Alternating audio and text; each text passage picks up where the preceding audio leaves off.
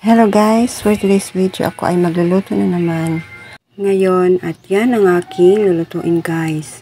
Ang aking lulutuin ay sinabawang manok. Ang ginagawa ko para may sabaw kami guys, meron kaming natira kanina na lechon na manok.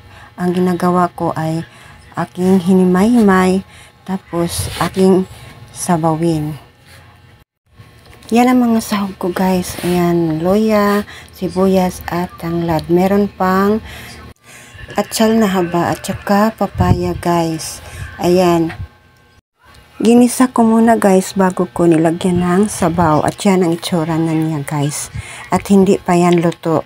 Pinapakulo ko muna yan hanggang sa maluto yung papaya at lumambot. At yan na, kumukulo na guys. Ayan. Malapit na yang maluluto. Ilang minuto na lang yan at maluto na yan. Hindi pa kasi lumambot yung papaya guys. Kaya hinayaan ko muna yung kumulo.